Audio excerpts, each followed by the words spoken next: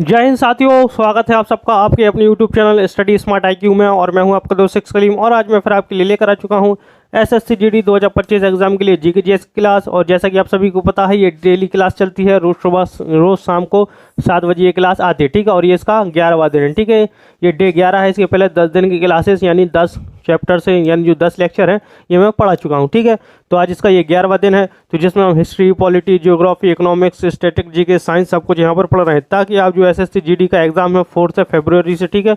कब से है? 4 फरवरी से है, ठीक है। 4 फरवरी से इसका एग्जाम है, ताकि जो जीके का पोर्शन हो तो आप उसको फाड़ कर रख दें, ठीक है। तो हम यहाँ पर बिल्कुल आपको उसी तरीके से तैयारी करवा रहे हैं। तो चलिए पहला क्वेश्चन लेते हैं।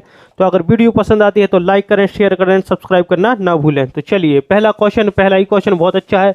तो भारत द्वारा पोखरण में, ठीक है, पहला परमाणु परीक्षण किस वर्ष हुआ था, ठीक है। तो पोखरण में पहला परमाणु परीक्षण किया था भारत ने, तो ये किस वर्ष में हुआ था? जो पोखरण है, ठीक है, तो पोखरण में हुआ था। ये पोखरण कहाँ पर है? ये है राजस्थान में, ठीक है, पहली बात। तो अब इसके बाद आता है कि ये किस वर्ष में हुआ था जो पहला पोखरण परीक्षण हुआ था, परमाणु परीक्षण पोखरण में। ये कब हुआ था? ये हुआ था 1974 में हुआ था, ठीक है। 1974 में हुआ था। 1974 में कब ये हुआ था? 18 मई 1974 को, ठीक है। 18 मई 1974 को हुआ था, ठीक है। और ये पूछा जाता है कि पहला परमाणु जो परीक्षण हुआ था, इसका कूट नाम, ठीक है, कूट नाम या कोड नेम क्या था? कूट नाम। तो इसका जो कूट नाम था तो ये था स्माइलिंग बुद्धा, ठीक है, स्माइलिंग बुद्धा इसका कूट नाम था, ठीक है। तो ये बहुत इंपॉर्टेंट है ऐसा कि कूट नाम क्या था, अगर पूछ ली जाए कि पहला परमाणु परीक्षण पोखरण में हुआ था, इसका कूट नाम क्या था, ठीक है। तो इसका कूट नाम जो था तो ये था स्माइलिंग बुद्धा, ठीक है। और जो इसका परमाणु परीक्षण करने के बाद हमारा भारत 6वां देश था, ठीक है, 6वां देश जिसके पास परमाणु शक्ति थी, ठीक है। फिर इसके बाद दूसरा परमाणु परीक्षण कब हुआ? तो दूसरा परमाणु परीक्षण जो है तो ये 11 मई एंड 13 मई को, ठीक है, 2 दिनों में हुआ था। 2 अलग अलग परमाणु परीक्षण यहाँ पर किए गए थे, ठीक है, यानी 2 अलग अलग तरीके के विस्फोट किए गए थे यहाँ पर। तो ये 11 मई एंड 13 मई को कब हुआ था? ये हुआ था 1998 में, ठीक है, 1998 के टाइम पर ये हुआ था। और इसका कोड नाम क्या था? तो इसका जो कोड नाम था, ठीक है, तो इसका कोड नाम था ऑपरेशन शक्ति। ऑपरेशन शक्ति जो है इसका कोड नाम था, कूट नाम था। इसके अलावा इसको पोखरण द्वितीय भी कहा जाता है, ठीक है, पोखरण द्वितीय भी इसको कहते हैं, क्योंकि ये वाला भी जो हुआ था परीक्षण, ठीक है, तो ये भी कहाँ पर? पोखरण राजस्थान में हुआ था, दूसरा वाला, ठीक है। और ये भी पूछा जाता है कि इनके टाइम पर प्रधानमंत्री कौन था? तो देखिए, जब हमारा पहला परमाणु परीक्षण हुआ था तो उस टाइम पर जो प्रधानमंत्री था तो ये था इंदिरा गांधी, ठीक है, इंदिरा गांधी हमारी प्रधानमंत्री थी। और जब दूसरा वाला हुआ पोखरण तो ये इस टाइम पर थे अटल बिहारी वाजपेयी, ठीक है, अटल बिहारी, ठीक है, अटल बिहारी वाजपेयी जो है तो ये हमारे प्राइम मिनिस्टर थे, ठीक है। तो ये था इसके बारे में, परमाणु परीक्षण के बारे में। तो चलिए अब बढ़ते हैं, नेक्स्ट क्वेश्चन लेते हैं। नेक्स्ट क्वेश्चन है क्रिकेट विश्व कप 1983 निम्नलिखित में से किस स्थान पर आयोजित किया गया था, ठीक है। तो 1983 का क्रिकेट वर्ल्ड कप हम सब भारतीयों को पता है कि 1983 का जो क्रिकेट वर्ल्ड कप हुआ था ये जीता किसने था? ये जीता था भारत ने जीता था, ठीक है। इसका जो रनर अप कौन था? ये था वेस्ट इंडीज, ठीक है, वेस्ट इंडीज जो है तो ये रनर अप था। और ये जो हुआ था, ठीक है, तो इसमें कप्तान कौन थे? तो जो कप्तान थे तो ये थे कपिल देव, ठीक है, कपिल देव जो है तो ये भारतीय क्रिकेट टीम के कप्तान थे। अब ये पूछा गया कि ये किस स्थान पर आयोजित किया गया था? तो जो आयोजित किया गया था क्रिकेट विश्व कप 1983 का, ये किया गया था कहाँ पर? इंग्लैंड में ये आयोजित किया गया था, ठीक है। कहाँ पर? इंग्लैंड में ये आयोजित किया गया था। इसमें जीता भारत था और रनर अप वेस्ट इंडीज था, ठीक है। और हमारी जो क्रिकेट टीम के कप्तान थे ये कौन थे? ये थे कपिल देव। अब इसके अलावा हम बात करें कि पहला क्रिकेट वर्ल्ड कप कहाँ हुआ, ठीक है, फर्स्ट क्रिकेट वर्ल्ड कप तो ये कब हुआ? ये 1975 में हुआ था, ठीक है, 1975 में हुआ। और इसको कहाँ पर इसको जीता किसने था? तो इसको जीता था वेस्ट इंडीज ने, ठीक है, वेस्ट इंडीज जो है तो इसने इसको जीता था। फिर इसके बाद अगर हम बात करें कि ये हुआ कहाँ था, तो ये हुआ था इंग्लैंड में, ठीक है, इंग्लैंड में ये हुआ था। फिर इसके बाद बात करते हैं कि जो अभी लास्ट वाला वर्ल्ड कप हुआ है क्रिकेट वर्ल्ड कप, ठीक है, तो ये कहाँ पर हुआ? तो ये 2023 में हुआ था, ठीक है। इसको जीता था ऑस्ट्रेलिया ने। और ये हुआ कहाँ था? ये हुआ था भारत में, ठीक है, इंडिया में ये आयोजित हुआ था, होस्टिंग की थी इसकी इंडिया ने। फिर इसके बाद पूछेंगे कि नेक्स्ट वाला क्रिकेट वर्ल्ड कप जो होगा तो ये कहाँ पर होगा? तो जो नेक्स्ट वाला होगा ये होगा 2027 में। कब? 2027 में होगा। और जो है जो ये कहाँ पर होगा? तो ये होगा Namibia, south Africa, and Zimbabwe में ये होगा। ठीक है, अब यहाँ पर एक क्वेश्चन और पूछा जाता है कि जो 1970, एक चीज़ नोट लिख लीजिए, बहुत ही इंपॉर्टेंट है, क्योंकि जो 1975 का क्रिकेट वर्ल्ड कप, 1979 का क्रिकेट वर्ल्ड कप एंड जो 1983 का क्रिकेट वर्ल्ड कप था, ठीक है, तो इसमें जो है, तो इसमें 50 ओवर नहीं होते थे, इसमें कितने ओवर होते थे? इन तीनों वर्ल्ड कप में 60 ओवर होते थे। ठीक है, ये तीनों जो वर्ल्ड कप खेलेगा ये 60 ओवर के वर्ल्ड कप थे। ठीक है, और जब 1987 का जो क्रिकेट वर्ल्ड कप हुआ, इसमें पहली बार, ठीक है, पहली बार 50 ओवर हुए। ठीक है, 50 ओवर, और तब से लेके आज तक 2023 तक जो है तो 50 ओवर ही होते हैं क्रिकेट वर्ल्ड कप में। ठीक है, अब यहाँ पर ये भी पूछा जाता है कि सबसे ज़्यादा बार किसने जीता। ठीक है, अगर पूछा जाए कि सबसे ज़्यादा किसने जीते, तो ऑस्ट्रेलिया ने जीता 6 बार। ठीक है, वेस्ट इंडीज़ ने कितने बार जीता? 2 बार जीता। भारत ने कितने बार जीता? 2 बार जीता भारत ने। ये भी पूछा जाता है कि भारत ने कब कब जीता। ठीक है, तो एक तो 1983 में जीता था कपिल देव की कप्तानी में, और फिर जो दूसरा जीता इन्होंने 2011 में MS धोनी, ठीक है, महेंद्र सिंह धोनी की कप्तानी में। और इंग्लैंड ने जो है तो ये 1 जीता। ठीक है, इंग्लैंड ने 1 जीता, पाकिस्तान ने 1 जीता एंड श्रीलंका ने 1 बार जीता। ठीक है, तो सबसे ज़्यादा बार किसने? ऑस्ट्रेलिया ने, और सेकंड मोस्ट पूछा जाए तो ये वेस्ट इंडीज और भारत ने। फिर इसके अलावा पाकिस्तान, श्रीलंका और इंग्लैंड ने ये 1-1 बार जीता है। ठीक है, चलिए नेक्स्ट क्वेश्चन लेते हैं। नेक्स्ट है, निम्नलिखित में से कौन सा एक परमाणविक है? ठीक है, तो परमाणविक कौन सा है? तो परमाणविक है ये हीलियम। ठीक है, हीलियम जो है एक परमाणविक है।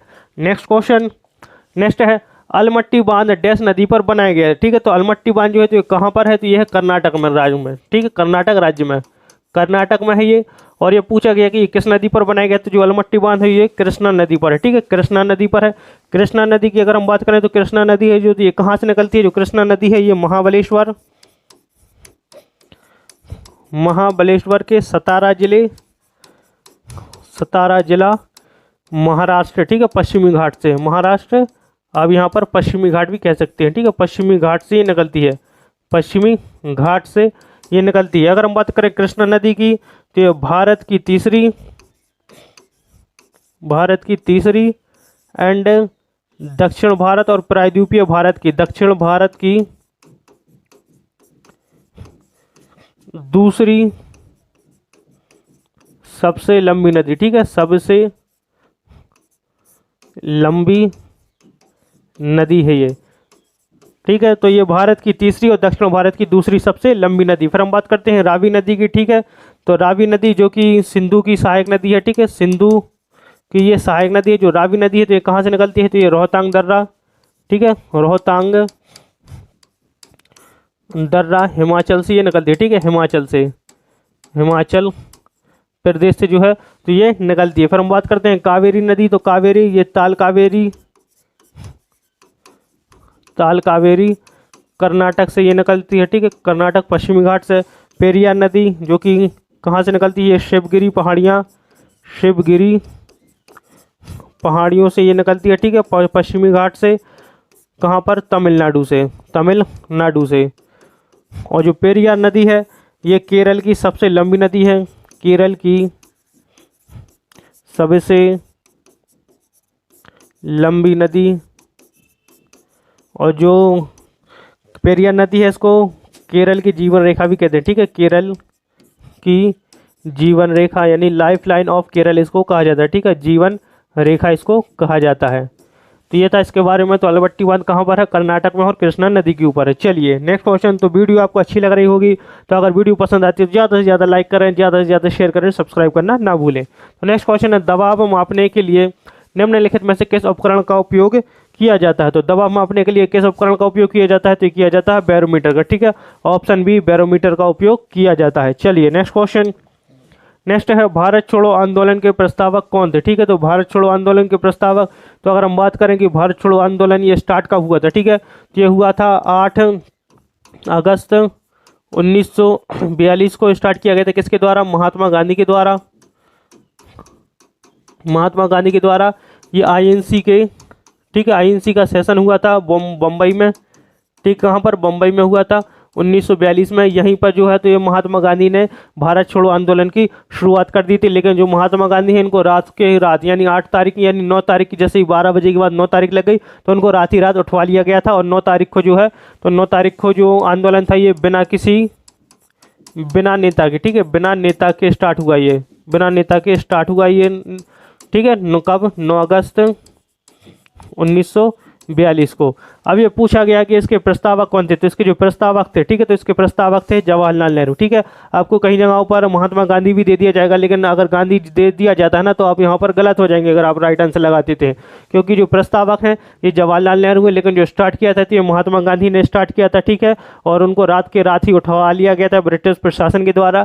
फिर 9 तारीख को ये बिना किसी नेता की ये स्टार्ट हुआ था, ठीक है। तो कई बार ये भी पूछा जाता है कि जो आंदोलन है तो इसको स्टार्ट किसने किया, ठीक है। और स्टार्ट करने के बाद इसमें ये ऑप्शन में महात्मा गांधी नहीं दे देते हैं और यहाँ पर देते हैं कि ये बिना लीडर के था। तो अगर आप महात्मा गांधी नहीं दिया जाता ना कि जो भारत छोड़ो आंदोलन है ये किसने स्टार्ट किया था, ठीक है, तो ये दे दिया जाता और ऑप्शन में महात्मा गांधी नहीं दिया जाता और महात्मा गांधी की बिना यहाँ पर दिया जाता है कि बिना लीडर के था, ठीक है। तो इसका जो राइट आंसर होता है तब ये होता है कि बिना लीडर के ये मूवमेंट स्टार्ट हुआ था, ठीक है, बिना लीडर के। तो हम बात करते हैं भारत छोड़ो आंदोलन की, ठीक है। तो भारत छोड़ो आंदोलन में ही जो महात्मा गांधी इन्होंने करो या मरो यानी डू और डाई का नारा दिया था, ठीक है। इसके अलावा अंग्रेजों भारत छोड़ो भी नारा दिया था, ठीक है, अंग्रेजों भारत छोड़ो ये नारा भी किसने दिया था, तो ये दिया था महात्मा गांधी ने, ठीक है, महात्मा गांधी। चलिए नेक्स्ट क्वेश्चन लेते हैं। नेक्स्ट क्वेश्चन है 1828 में भारत के गवर्नर जनरल के रूप में नामित होने वाला पहला व्यक्ति कौन था, ठीक है। तो 1828 में भारत का गवर्नर जनरल नियुक्त हुआ तो ये कौन हुआ था, तो ये हुआ था विलियम बेंटिक, ठीक है, लॉर्ड विलियम बेंटिक। और ये 1828 में हुआ था, ठीक है। और इस ये जो है तो ये बंगाल का अंतिम यानी लास्ट, ठीक है, बंगाल का अंतिम गवर्नर जनरल एंड भारत का पहला, ठीक है, भारत का पहला गवर्नर जनरल था। तो बंगाल का अंतिम गवर्नर जनरल और भारत का पहला गवर्नर जनरल था कौन, ये था विलियम बेंटिक। और जो विलियम बेंटिक इसी ने ही 1829 में सती प्रथा पर रोक लगाई, ठीक है, सती प्रथा को एबोलिश किया, इसको ख़त्म कर दिया, ठीक है, सती प्रथा को इसने ख़त्म कर दिया था 1829 में। फिर हम बात करते हैं कॉर्नवालिस। तो कॉर्नवालिस भारतीय सिविल सेवा का जनक, ठीक है, भारतीय सिविल सेवा का जनक, सिविल सेवा का जनक इसको कहा जाता है।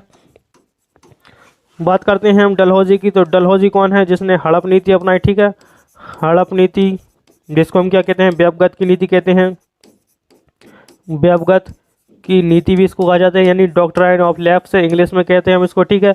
और जो डलहौजी था, ठीक है, तो डलहौजी जो है तो ये भारतीय रेलवे का जनक था, ठीक है, भारतीय रेलवे का जनक, क्योंकि इसने भारत में ही पहली बार 1853 में, ठीक है, 16 अप्रैल 1853 में जो ट्रेन चलवाई थी ये लॉर्ड डलहौजी ने ही चलवाई थी, ठीक है, जो गवर्नर जनरल था भारत का इसी ने जो है तो ये चलवाई थी ट्रेन पहले, ठीक है। चलिए नेक्स्ट क्वेश्चन, नेक्स्ट है भारत ने किस ओलंपिक खेल में पहली बार स्वर्ण पदक जीता, ठीक है। तो भारत ने किस ओलंपिक में पहली बार स्वर्ण पदक जीता था, तो जीता 1928 का जो एम्स्टर्डम में हुआ था, ठीक है। और जो एम्स्टर्डम में हुआ था इसमें हॉकी में जीता था, ठीक है, हॉकी में जो है तो ये भारत ने पहली बार स्वर्ण पदक जीता था। इसके बाद 1928 से लेकर 1956 तक, ठीक है, भारत ने 6 गोल्ड मेडल जीते, ठीक है, 6 स्वर्ण पदक जीते, 6 गोल्ड मेडल जीते। किस में ये इन्होंने जीते थे, हॉकी में, किस में, हॉकी में जीते थे। फिर इसके बाद हम बात करते हैं कि भारत ने जो ओलंपिक है, ठीक है, तो ओलंपिक में भारत ने पहली बार भाग कब लिया, तो भारत ने 1900 में, ठीक है, 1900 में पहली बार ओलंपिक्स में खेल में भाग लिया था। अगर मैं बात करूं तो जब 1928 में जीता था ना तो हम तब ब्रिटिश, ठीक है, ब्रिटिश इंडिया कहा जाता था, तब ब्रिटिश इंडिया के टाइम पर जीता था। फिर इसके बाद 1956 जो हुआ था, ठीक है, तो उसमें हमने अपना खुद का यानी स्वर्ण पदक जीता था, अपना खुद यानी स्वतंत्र भारत ने जीता था। अब हम बात करते हैं ओलंपिक की बात। तो ओलंपिक जो कहाँ हुआ था पहला, तो जो पहला ओलंपिक हुआ, ठीक है, फर्स्ट वाला, तो ये कहाँ पर, ये 1896 में हुआ, एथेंस ग्रीस में, ठीक है, एथेंस ग्रीस में। अब जो लास्ट वाला हुआ तो ये कब हुआ, तो ये 2024 में हुआ, ठीक है, कहाँ पर?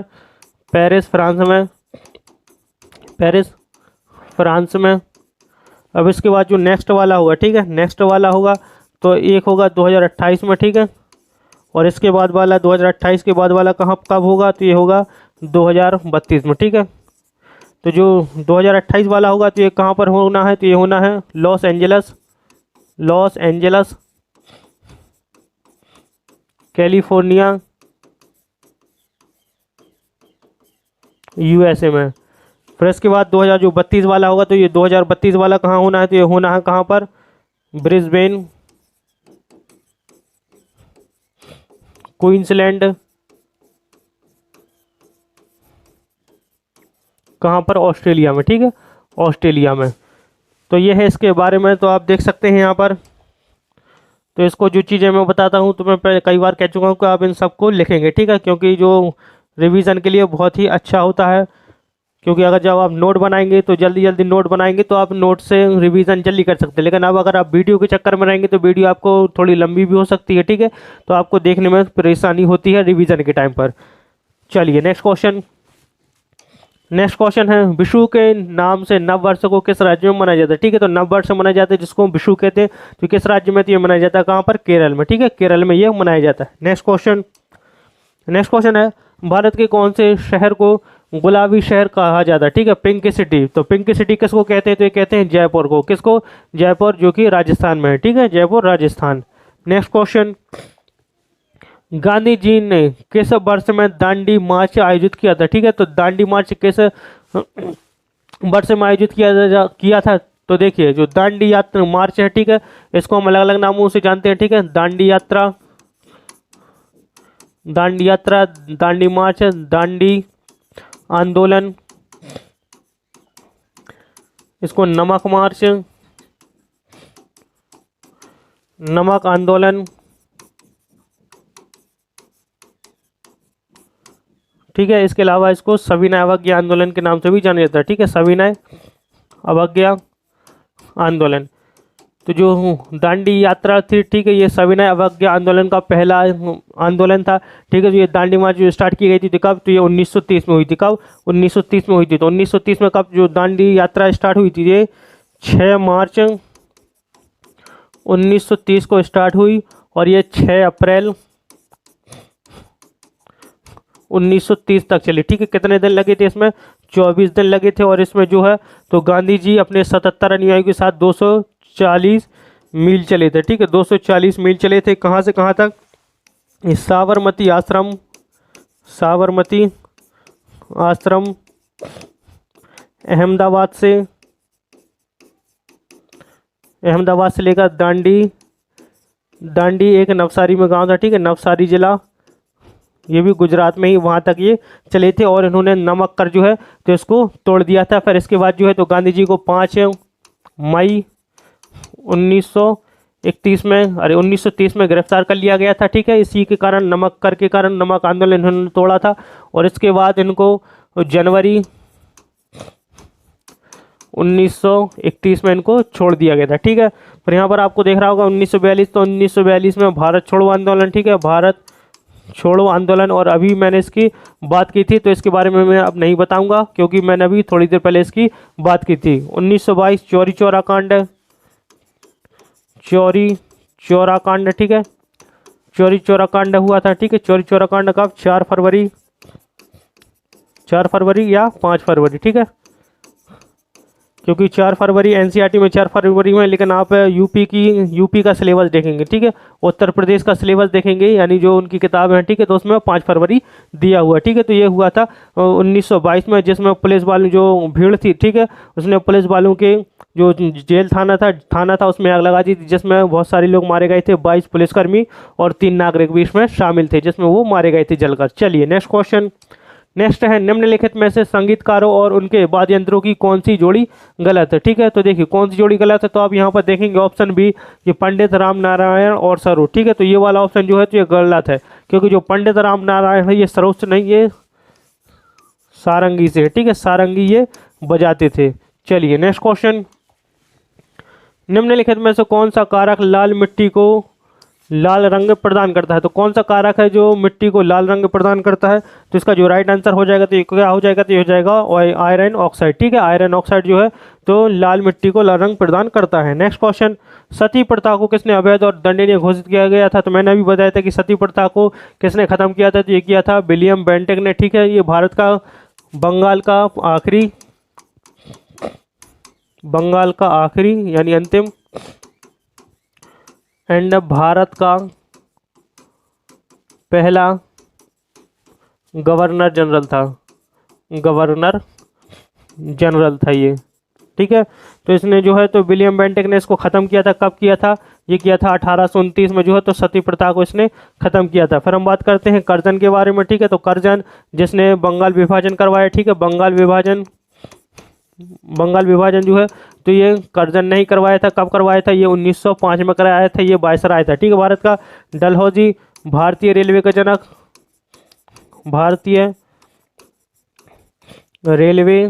का जनक, और इसी ने जो है तो ये हड़प नीति जिसको हम व्यवगत का सिद्धांत, ठीक है, व्यवगत का सिद्धांत कहते हैं, इसने अपनाई थी, यानी डॉक्ट्राइन ऑफ लैप्स। ठीक है, फिर कैनिंग। ठीक है, तो ये भारत का अंतिम गवर्नर जनरल एंड पहला वायसराय था ये, वायसराय। ठीक है, तो जो लॉर्ड कैनिंग था ये भारत का अंतिम गवर्नर जनरल था और पहला वायसराय था। ठीक है, ये डलहौजी के बाद में इसको गवर्नर जनरल बनाया गया था। चलिए नेक्स्ट क्वेश्चन लेते हैं।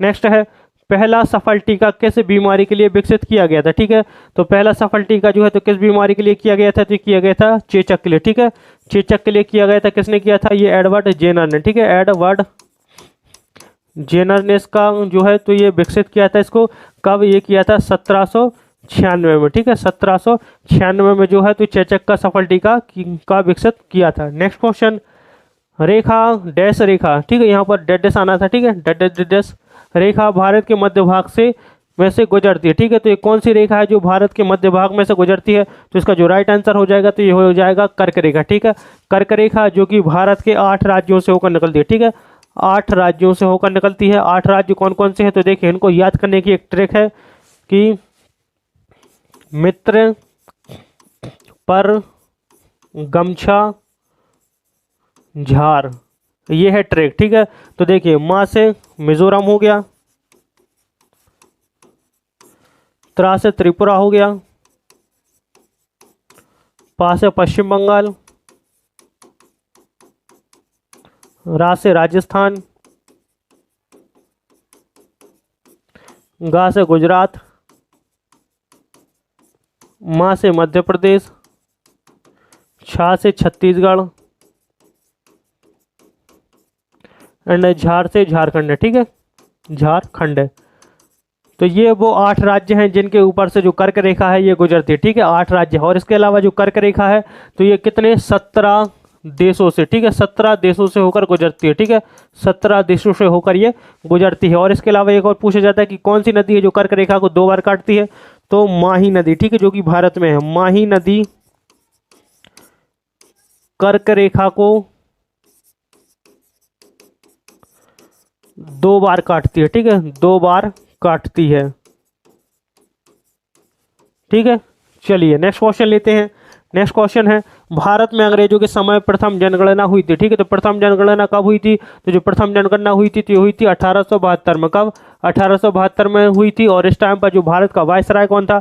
तो इस टाइम पर जो भारत का वायसराय था तो ये था मेयो। ठीक है, तो वायसराय मेयो के कार्यकाल में भारत की प्रथम जनगणना हुई थी, लेकिन ये जो है ये वैज्ञानिक तरीके से नहीं हुई थी। ठीक है, वैज्ञानिक तरीके से नहीं हुई थी ये। तो अब ये पूछा जाता है कि भारत में प्रथम पूर्ण जनगणना और वैज्ञानिक तरीके से हुई थी तो ये किसके टाइम पर हुई थी? ये हुई थी रिपन के टाइम पर। ठीक है, कब हुई थी? ये हुई थी 1881 में। ठीक है, 1881 में हुई थी पूर्ण जनगणना, जो कि वैज्ञानिक तरीके से हुई थी। लेकिन पूछा गया कि भारत में अंग्रेजों के समय प्रथम जनगणना। ठीक है, तो प्रथम जनगणना 1872 में वायसराय मेयो के कार्यकाल में। ठीक है, चलिए नेक्स्ट क्वेश्चन, उन्होंने 1898 में सेंट्रल हिंदू स्कूल की स्थापना की और उन्हें होम रूल लीग आंदोलन के लिए भी जाना जाता है, वह कौन है? ठीक है, वह कौन है? तो होम रूल लीग की स्थापना किसने की थी? तो होम रूल लीग की स्थापना जो है तो सबसे पहले तो बाल गंगाधर तिलक ने की थी 1916 में बॉम्बे में। ठीक है, लेकिन यहाँ पर पूछा गया है कि सेंट्रल हिंदू स्कूल की भी स्थापना की थी। ठीक है, तो इसका जो राइट आंसर हो जाएगा ये हो जाएगा एनी बेसेंट। ठीक है, एनी बेसेंट ने भी 1916 में होम रूल आंदोलन की स्थापना की। ठीक है, कहाँ पर की थी इन्होंने? तो इन्होंने की थी मद्रास में। मद्रास जैसे आज के टाइम पर चेन्नई कहते हैं। एनी बेसेंट की अगर हम बात करें तो ये पहली महिला आईएनसी यानी भारतीय राष्ट्रीय कांग्रेस की अध्यक्ष है। ये कब बनी थी? ये 1917 में बनी थी। कौन से सेशन में? कलकत्ता सेशन में। कलकत्ता सेशन में ये अध्यक्ष बनी थी और ये भारत की पहली महिला आईएनसी अध्यक्ष थी। अगर पूछा जाए कि पहली भारतीय महिला आईएनसी अध्यक्ष तो ये हो जाएगा सरोजनी नायडू। ठीक है, पहली भारतीय महिला आईएनसी अध्यक्ष तो ये कौन थी? तो ये जो थी ये सरोजनी नायडू थी। ये 1925 के कानपुर सेशन में बनी थी। ठीक है, कानपुर सेशन में ये बनी थी। ठीक है, चलिए नेक्स्ट क्वेश्चन लेते हैं, आगे बढ़ते हैं। नेक्स्ट क्वेश्चन है नाथुला माउंटेन दर्रा में स्थित है। तो नाथुला माउंटेन दर्रा जो है तो ये कहाँ पर स्थित है? हिमाचल, मध्य प्रदेश, उत्तर प्रदेश और जम्मू कश्मीर। ठीक है, तो ये चारों ऑप्शन यहाँ पर गलत है। ठीक है, क्योंकि यहाँ पर मैंने गलत ऑप्शन छाप दिए। इसका जो राइट आंसर है ये क्या है? सिक्किम है। ठीक है, तो नाथुला दर्रा जो है तो ये कहाँ पर? सिक्किम में ये स्थित है। मुझसे यहाँ पर गलती हो गई छापने में। ठीक, यानी जो टाइपिंग मिस्टेक है यहाँ पर, तो यहाँ पर इसका कोई भी राइट आंसर नहीं है। इसका राइट आंसर हो जाएगा सिक्किम। ठीक है, नाथुला दर्रा कहाँ? सिक्किम में स्थित है। ये सिक्किम एंड तिब्बत को जोड़ता है। ठीक है, सिक्किम एंड तिब्बत को ये जोड़ता है। चलिए नेक्स्ट क्वेश्चन। नेक्स्ट है 2011 की जनगणना के अनुसार कौन सा प्रमुख भारतीय राज्य सबसे अधिक शहरीकृत है? ठीक है, तो सबसे अधिक शहरीकृत पूछा गया है तो कौन सा भारतीय राज्य? तो सबसे अधिक शहरीकृत जो राज्य है तो ये कौन सा है? ये है तमिलनाडु। ठीक है, ऑप्शन डी इसका राइट आंसर हो जाएगा कि सबसे अधिक शहरीकृत जो राज्य है ये तमिलनाडु है। अगर पूछा जाए कि सबसे कम, ठीक है, अगर अधिक की जगह यहाँ पर क्या आ जाता है? यहाँ पर कम आ जाता है। ठीक है, सबसे कम शहरीकृत तो ये आ जाता है। इसका राइट आंसर क्या हो जाता है? ये हो जाता है हिमाचल प्रदेश। ठीक है, हिमाचल प्रदेश इसका राइट आंसर हो जाता। फिर अगर केंद्र शासित प्रदेश की बात की जाती कि सबसे अधिक शहरीकृत किस केंद्र शासित प्रदेश में, तो ये दिल्ली एंड चंडीगढ़ है। ठीक है, दिल्ली एंड चंडीगढ़ है अगर ये केंद्र शासित प्रदेश की मैं बात कर रहा हूँ। ठीक है, और पूछा जाता है कि सबसे कम शहरीकृत किस केंद्र शासित प्रदेश में, तो ये हो जाता है दमन और दीप में। ठीक है, दमन एंड दीप में। ठीक है, तो ये है इसके बारे में। ठीक है, तो ये थे हमारे आज के क्वेश्चन एसएससी जीडी 2025 एग्जाम के लिए। तो आई होप आपको हमारी ये वीडियो पसंद आई होगी और हम ऐसी वीडियो आपके लिए लेकर आते रहेंगे। तो अगर वीडियो पसंद आती है तो लाइक करें, शेयर करें, सब्सक्राइब करना ना भूलें। एंड मिलते हैं आपसे अगली वीडियो में। तब तक के लिए good luck, goodbye, thank you.